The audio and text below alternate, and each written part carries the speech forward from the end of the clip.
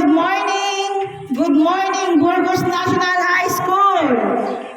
Nasaan na yung mga estudyante? Paging Miss Tessie Ann Reyes. Ayan na ni Miss Tessie Ann Reyes. Ikaw nang magnanganga dito, anak. Aya ba, misuda, anak? Okay, I will turn to you your microphone. Alright, students, are you ready for today's activity? I think the students are not yet ready because they are having the cleaning activity. Okay.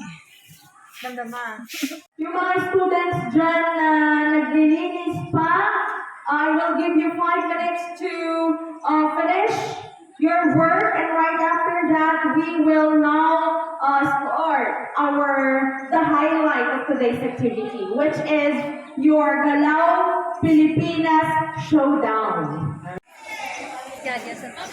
Your best performance, mamaya.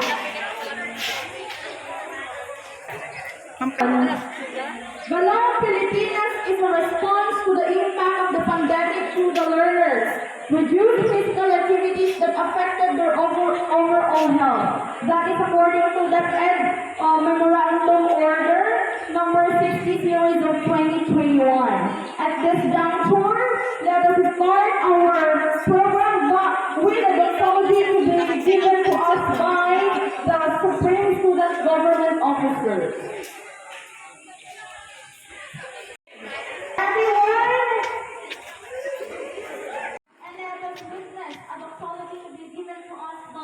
The Supreme Student Government Officers.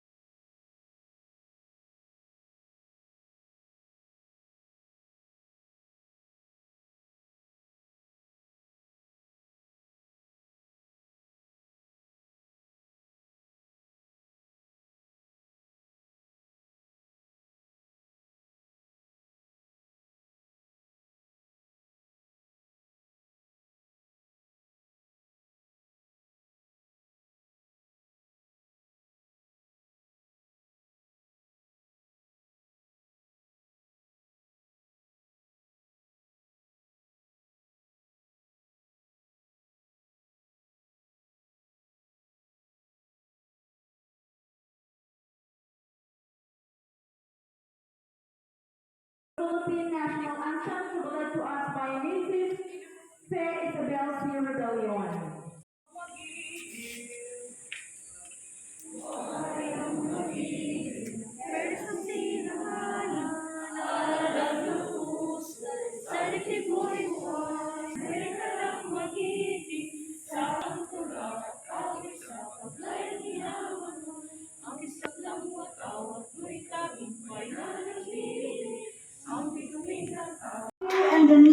of our learners, teachers, and school officials to pay attention not only to our cognitive and affective pursuits, but also to make sure that our bodily kinesthetic capacities are strengthened.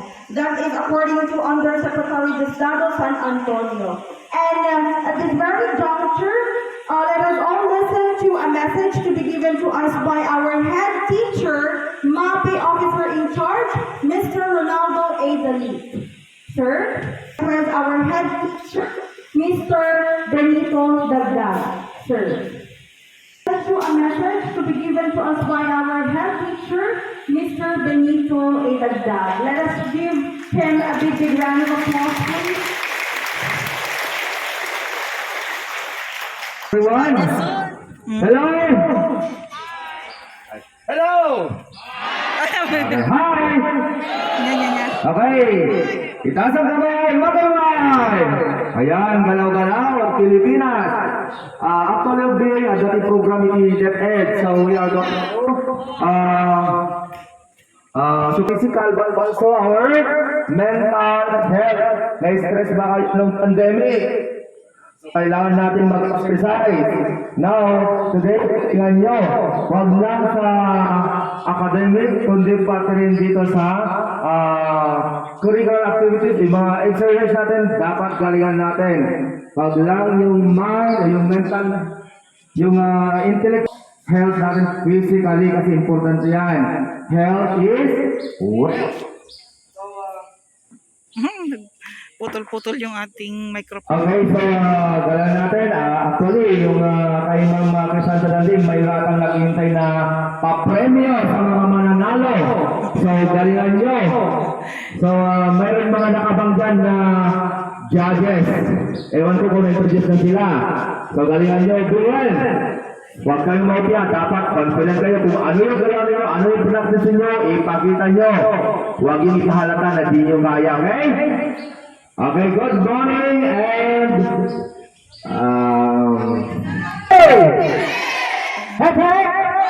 okay, good morning.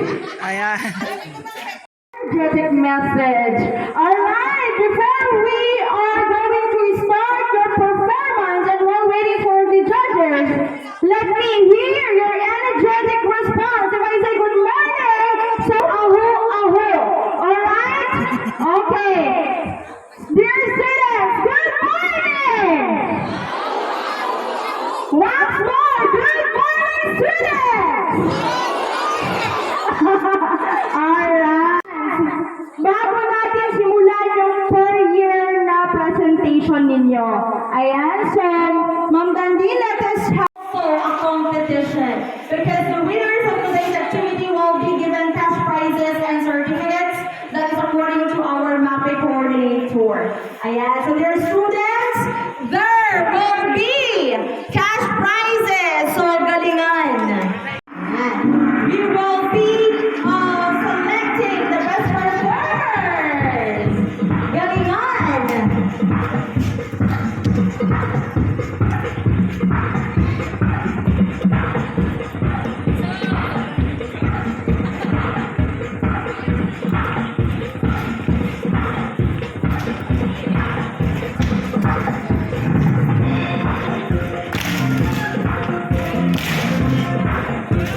Practice lang muna sila, guys.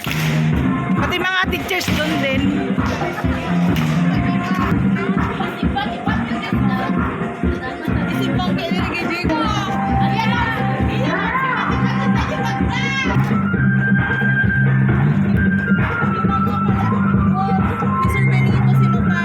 Ni Sir Ronaldo Dalit. Tapos may sapay ni Kwa. Dapat ni Kwan ni Maricelon. Ni Maricel. Maricel Suraman, Maricel Corpus. Awagan sa Sudalatan. Sir Latang Kwan, Sir Latang Dalito na sa ating MAPE coordinate, MAPE OIC.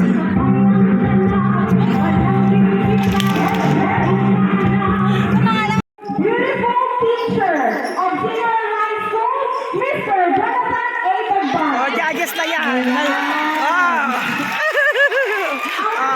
One of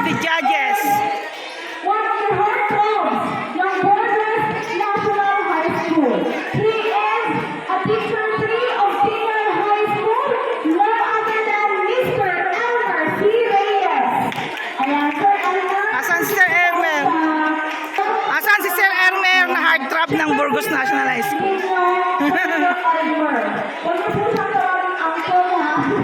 Alright.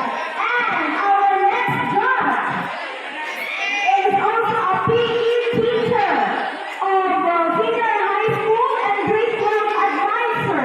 None other than Miss Edlin Acosta.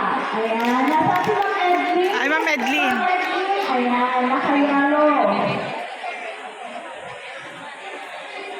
And of course, we have our administrative assistant too.